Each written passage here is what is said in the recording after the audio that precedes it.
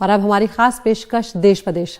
कांग्रेस की जो भारत जोड़ो यात्रा है, अब वो महाराष्ट्र के रास्ते मध्य प्रदेश में प्रवेश कर गई। आज भारत जोड़ो यात्रा मध्य प्रदेश के बुरहानपुर से शुरू हुई है, जो खंडवा के रास्ते खरगोन, इंदौर, उज्जैन और आगर मालवा से 12 दिनों में करीब 386 किलोमीटर की दूरी तय करेगी। मध्य प्रदेश के बाद राहुल गांधी की यात्रा राजस्थान में जाएगी, लेकिन इससे पहले कांग्रेस की महासचिव प्रियंका गांधी भी राहुल गांधी के साथ भारत जोड़ो यात्रा में शामिल होने जा रही हैं।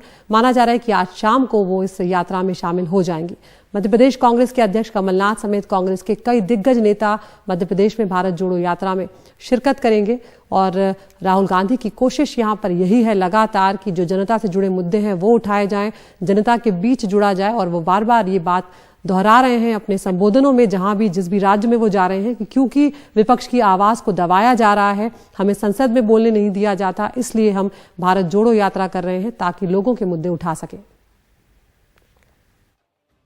इस हिंदुस्तान में 3-4 अरबपति जो भी सपना देखना चाहते हैं, देख सकते हैं, पूरा कर देते हैं। सारी की सारी इंडस्ट्रीज उनके हाथ में दिख रहा है। केरला से यहाँ तक पोर्ट्स उनके हाथ में, एयरपोर्ट उनके हाथ में, सड़कें उनके हाथ में, टेलीकॉम उनके हाथ में, सब कुछ उनके हाथ में, रेलवे उनके हाथ में जा रही है। ऐसा हिंदुस्तान हमें नहीं चाहिए। ये अन्याय का हिंदुस्तान है। हमें न्याय चाहिए, गरीबों को न्याय मिलना चाहिए। और इस बीच राहुल गांधी के बारे में असम के मुख्यमंत्री हिमंत बिस्वा शर्मा का एक विवादित बयान सामने आया है, जिसमें हिमंत बिस्वा शर्मा ने राहुल गांधी के चेहरे की तुलना सद्दाम हुसैन से की है। और इस बयान के बाद से अब राजनीति जो है वो तेज हो गई है। आरोप प्रत्यारोप का दौर कांग्रेस और बीजेपी में शुरू हो गया है। तो ऐसा जो गुजरात का डेवलपमेंट का जो कभी नहीं, अभी मैं देखा उनका चेहरा भी चेंज हो गया है। कि ठीक है, चेहरा अगर थोड़ा चेंज हुआ है कोई बुरी नहीं है, लेकिन आपको चेहरा चेंज ही करना है तो थोड़ा वल्लभ भाई पटेल जैसा कर लो, या तो नहीं तो जवाहरलाल नेहरू जैसा कर लो, वो भी चलेगा। गांधी जी जैसा होने से तो और अच्छा है, लेकिन आपका चेहरा सद्दाम हुसैन जैसा क्यों होते जा रहा है? आगे बढ़ते हैं। असम और मेघालय सीमा पर मुकरोह में गोलीबारी हुई है। लकड़ी तस्करी का ये मामला है।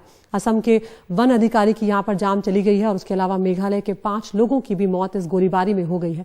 कई लोग घायल हुए हैं, जिन्हें अस्पताल में भर्ती करवा दिया गया है। इस मामले में FIR दर्ज कर छानबीन भी शुरू कर दी गई है। गोलीबारी के बाद मेघालय के 7 जिलों में इंटरनेट सेवा को बंद कर दिया गया है, ताकि किसी तरह की अफवाह ना फैले और तनाव ना हो और उससे और हिंसा ना भड़क जाए। इधर पुलिस लगातार ये बात कह रही है, लोगों से शांति अपील करने की कोशिश कर रही है और ये आश्वासन भी दे रही है कि जो शांति भंग कर रहे हैं उनके खिलाफ सख्त कार्रवाई की जाएगी।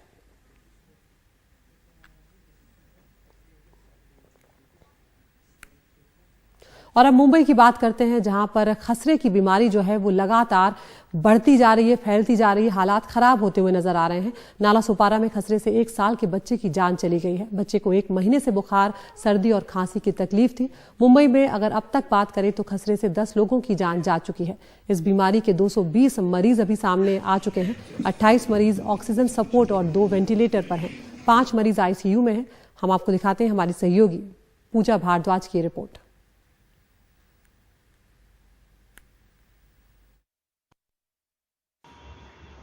10 साल के इस मासूम को करीब 15 दिन पहले बुखार आया, फिर शरीर पर दाने आए, मीजल्स होने की पुष्टि हुई और तब तक हालत इतनी बिगड़ गई कि बच्चा सांस लेने की तकलीफ के बाद लकवे का शिकार हुआ और अब मुंबई के स्पर्श चिल्ड्रन हॉस्पिटल में वेंटिलेटर पर भर्ती है। हेड को पूरा उस साइड देखो, मेरी को इससे ज्यादा नहीं होता है। बताया जा रहा है कि बच्चे को खसरे का टीका नहीं लगा था। बुखार के बाद इलाज में भी थोड़ी देरी हुई।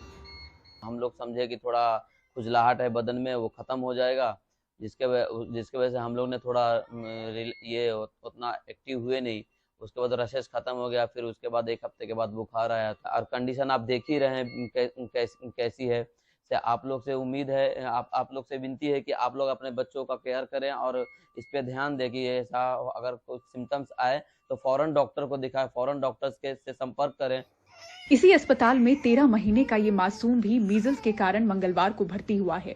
पिता बताते हैं टीका लगवाने में थोड़ी देरी हुई। तो 9 मंथ की जो वैक्सीन है वो वैक्सीन हमने थोड़ा लेट कर दिया देने में। हमारे पास सरकारी लोग आए थे, लेकिन हमारे थोड़ा लेट हो गया। तो वो लेट के चक्कर में इनको मतलब बुखार ज़्यादा हो गया और बुखार ज़्यादा होने के चेहरे पे मतलब दाग वगैरह आ गए। 90% पेशेंट आर अनवैक्सीनेटेड, जिनको वैक्सीन नहीं मिला है। बीएमसी टाइप पेशेंट्स है वो तो पूरे के पूरे जो slum area like Govandi area से सबसे ज्यादा है, एंटॉप हिल एरिया से आ रहे हैं, कुछ कुर्ला के हैं, थोड़ा धारावी के पेशेंट्स हैं। पुअर हाइजीन की वजह से और एक ही ओवर क्राउडिंग की वजह से ये इन्फेक्शन एक्चुअली ड्रॉपलेट से फैलता है एक दूसरे को। कोरोना काल में बाकी बीमारियों के जरूरी टीकाकरण में दिखी कमी भी इस फैलाव का बड़ा कारण हो सकती है। ऐसे अंदेशे के बीच बस्तियों में युद्ध स्तर पर खसरा का टीकाकरण जारी है। बच्चे हंसते खेलते टीका लगवा लें, बीएमसी इसका ध्यान भी दे रही है। आपके बदन पे आपको लगता है कि मुझे ऐसे कुछ महसूस हो रहा दिख रहा है, तो आपको घर पे जाके अपने मम्मी पापा को दिखाना है। मुंबई में इस समय 208 खसरा मरीजों का इलाज जारी है। मुंबई के अस्पतालों में मीजल्स के लिए फिलहाल 135 बेड हैं। करीब 70% ये बेड भरे हुए हैं। बीमारी से ग्रस्त 94 मरीज भर्ती हैं। इनमें से 26 ऑक्सीजन बेड पर हैं और 1 वेंटिलेटर पर। गोवंडी, कुर्ला, अंधेरी, प्रभादेवी, गोरेगांव, कांदिवली, भाईखला, माटुंगा, भांडुप, चेंबूर, सांताक्रूज ऐसे तमाम इलाकों की झुग्गी बस्तियों में खसरा के मामले मिल रहे हैं। मुंबई में 3,208 संदिग्ध मामले हैं। बीते एक हफ्ते में संदिग्ध मामलों में करीब 200% की बढ़ोतरी दिखी है। क्या खसरे के वायरस में किसी तरह का बदलाव या म्यूटेशन हुआ है? मुंबई और राज्य के अन्य हिस्सों में फैल रहे खसरे के प्रकोप को समझने के लिए इसके पॉजिटिव नमूनों का अध्ययन जारी है। मुंबई से पूजा भारद्वाज, एनडीटीवी इंडिया। आगे बढ़ते हैं। मध्य प्रदेश में 22 नवंबर 2020 को मुख्यमंत्री शिवराज सिंह चौहान ने करीब आधा दर्जन विभागों के मंत्रियों के साथ गो कैबिनेट का गठन कर एशिया के सबसे बड़े गौ अभयारण्य में इसकी मीटिंग की थी। दावा था कि प्रदेश में गौवंश की दशा सुधारने के लिए कैबिनेट हर तरह के कदम उठाएगी। अब जब ठीक 2 साल बाद हमारे सहयोगी अनुराग द्वारी ने इसकी पड़ताल की तो मालूम हुआ कि लाखों की तादाद में गौवंश सड़कों पर बेसहारा घूम रहा है और जो गौशालाओं में है उनको अपना पेट भरने के लिए सरकार के अनुदान का इंतजार है, जो पिछले 8 महीनों से नहीं मिला है। रिपोर्ट आपको दिखाते हैं। आर्थिक रूप से हमको जो सहयोग मिलना चाहिए वो नहीं मिल पाता है और गायों की संख्या भी अधिक है। सबसे महंगा ये भूसे की, सबसे ज्यादा समस्या है तो भूसे की समस्या। भूसा बहुत महंगा है इस टाइम पे। शासन से अनुदान कम मिलता है, समय पर नहीं मिलता है। छोटा सा परिसर है, छोटा सा परिसर के अंदर 900-1000 पशु आ नहीं पाते। उसके लिए शासन से मांग की हमने लगभग 10 एकड़ जमीन की। गाय की तस्करी करने वाला, गाय का व्यापार करने वाला, गाय को कटवाने वाला स्कॉर्पियो में घूम रहा और गाय चराने वाला, गाय गौशाला संचालन करने वाले के पास किराया नहीं है। वो गौशालाएं सभी कर्जे की ओर चल रही है। सड़क के बीच में, सड़क के किनारे, कूड़े के ढेर पर, दिन में या फिर रात में, मध्य प्रदेश के हर हिस्से में आपको गाय दिखाई देगी। लाखों की तादाद में मौजूद गोवंश की सरकार कितनी फिक्र कर रही है, इसको देखने हम मध्य प्रदेश की राजधानी भोपाल से 200 किलोमीटर दूर आगर मालवा पहुंचे। माधव गौशाला साल 1926 में बनी यह गौशाला अपने 100 साल पूरे करने जा रही है। यहाँ 300 गाय की क्षमता है, मगर क्षमता से करीब 3 गुना यानी लगभग 900 गाय यहाँ मौजूद है। जिला मुख्यालय पर स्थित इस गौशाला में गायों को देखभाल के लिए भूसा, चारा, मजदूरी, बीमार गायों को इलाज के लिए हर महीने लाखों रुपए खर्च होते हैं। अनुदान के नाम पर सरकार की तरफ से 20 रुपए प्रति गाय दिया जाता है, वो भी पिछले 8 महीने से नहीं मिला। राशि को लगभग नहीं मिला, साल भर करीबन हो गया है, साल भर का बाकी है। पर वो पैसे समय समय पे 5-5, 6-6 महीने दूसरी गौशाला में जल्दी वितरित कर देते। हमारे गौशाला में अनुदान जो आता है, अनुदान राशि वो लेट आती है। अभी लगभग 1 साल भर से हमारे अनुदान राशि प्राप्त नहीं हुई है। पाचारुंटी गांव में श्री देव नारायण गौशाला है। 2019 में सरकार ने इसे बनाया, मार्च 2022 तक पंचायत ने चलाया। अब ईश्वर सिंह यादव इसे संभालते हैं, लेकिन पिछले 8 महीनों से अनुदान नहीं मिला है। गायों का पेट भरने के लिए साहूकारों से कर्ज लिया, 5 लाख का कर्ज हो गया। अब गौशाला छोड़ने का मन बना रहे हैं।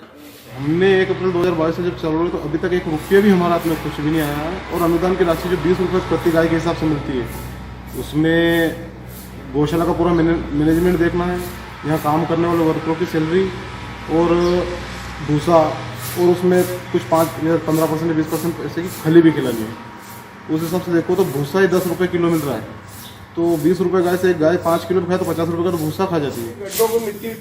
इसी गांव में राधेश्याम विश्वकर्मा श्री सुदामा गौशाला का संचालन करते हैं। गौवंश की देखरेख स्वयं करते हैं। सरकारी अनुदान के लिए कई चिट्ठियां लिखने के बाद भी महीनों अनुदान का इंतजार करना पड़ा, सो गौशाला के खर्च को पूरा करने के लिए आत्मनिर्भर हो गए हैं। 1 अप्रैल 2019 से लगाकर आज दिनांक तक के जोड़े तो हम 43 महीने होते हैं, उसमें हमको मात्र 12 महीने की राशि बाकी मतलब मिली है। तो ये हमारे 31 महीने की, इस महीने को जोड़े तो 31 महीने की राशि बाकी सरकार की तरफ से चल रही है, जो कि गौशालाएं कर्जे में है।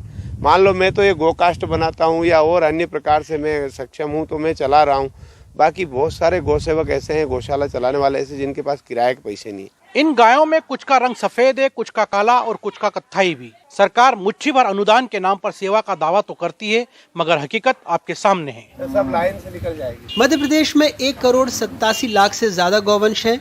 राज्य में अभी 627 निजी, मुख्यमंत्री गौ सेवा योजना से बनी 951 गौशालाएं हैं, जिनमें 2,55,000 से अधिक गायें हैं। इनके साल भर के खाने के लिए ही करीब 184 करोड़ रुपए का बजट चाहिए। 1800 गौशाला और बनाने की योजना है।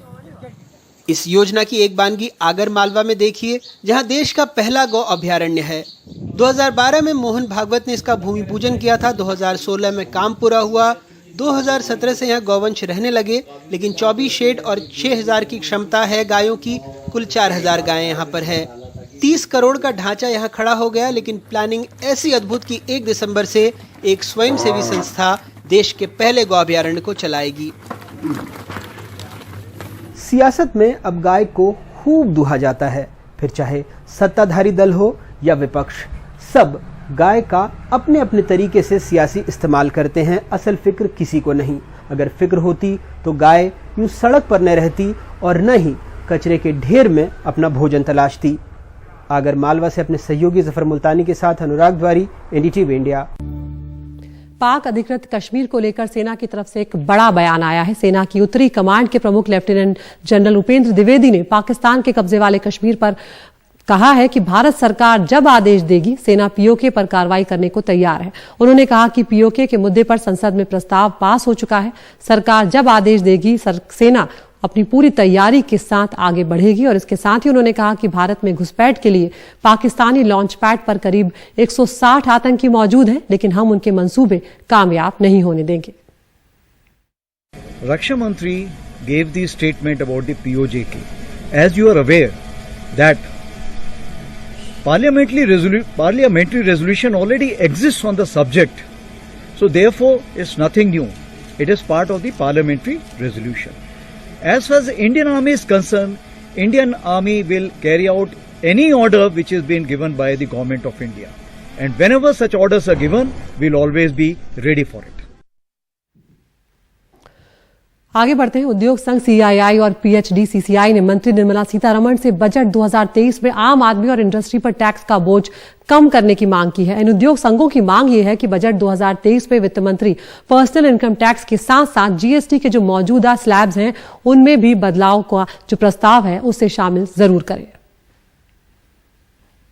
मंगलवार को उद्योग संघ, PHD chamber of commerce and industry के एक हाई लेवल डेलीगेशन ने राजस्व सचिव के साथ बजट 2023 पर मुलाकात कर अपनी मांगों की लिस्ट सौंपी। उद्योग संघ ने मांग की है कि आम आदमी पर टैक्स का बोझ कम करने के लिए इनकम टैक्स के स्लैब्स में बदलाव किया जाए। हाउसिंग पर टैक्स रिबेट की सीलिंग 2 लाख से बढ़ाकर 5 लाख किया जाए। टैक्स एग्जेम्पशन की सीमा 2.5 लाख से बढ़ाकर 5 लाख की जाए और कंज्यूमर ड्यूरेबल्स पर भी टैक्स रिबेट का प्रावधान हो। देखिए, हमने पर्सनल इनकम टैक्स स्लैब्स में सुझाव दिया है कि जो काफ़ी देर से हम रिबेट दे रहे हैं हाउसिंग के ऊपर, जो 2 लाख रुपए है, उसको कंजम्पशन रिबेट मानते हुए उसको और एक्सटेंड किया जाए। आदमी एक घर खरीदना चाहता है या 2 घर खरीदना चाहता है या फिर वो ड्यूरेबल्स में इन्वेस्ट करना चाहता है, तो उसको कंजम्पशन के ऊपर रिबेट देना चाहिए और ये 5 लाख रुपए तक रिबेट इंक्रीज कर देना चाहिए कि जिससे कि कंजम्पशन बढ़ेगा इकोनॉमी में। जब कंजम्पशन बढ़ेगा तो प्राइवेट इन्वेस्टमेंट्स बढ़ेंगी। उद्योग संघ कॉन्फेडरेशन ऑफ इंडियन इंडस्ट्री यानी CII ने भी वित्त मंत्री से इनकम टैक्स स्लैब्स को रैशनलाइज कर टैक्स रेट घटाने की वकालत की है। वित्त मंत्री निर्मला सीतारमण को सौंपे अपने मेमोरेंडम में CII ने लोअर एंड के करदाताओं के लिए टैक्स की दरें कम करने की मांग की है। टैक्स रेट घटाने से आम उपभोक्ताओं की जेब में ज्यादा पैसे बचेंगे, खपत भी बढ़ेगी। GST स्लैब्स की संख्या 5 से घटाकर 3 किया जाए और GST की पीक रेट 28% से घटाई जाए। यूरिया खाद की कीमत डिकंट्रोल करके सभी तरह की खाद के लिए किसानों को cash subsidy direct benefit transfer के जरिए मुहैया कराई जाए। अंतर्राष्ट्रीय अर्थव्यवस्था में मंदी और स्लोडाउन के खतरे को देखते हुए उद्योग जगत ने वित्त मंत्री से मांग की है कि इस चुनौती से निपटने के लिए ये बेहद जरूरी होगा कि भारतीय अर्थव्यवस्था में डिमांड और कंजम्पशन दोनों बढ़ाने के लिए बजट 2023 में विशेष प्रावधान शामिल किए जाएं और इस संदर्भ में वित्त मंत्री को पर्सनल इनकम टैक्स के साथ साथ जीएसटी स्लैब्स में भी महत्वपूर्ण बदलाव करने पर गंभीरता से विचार करना चाहिए। दिल्ली से हिमांशु शेखर, एनडीटीवी इंडिया।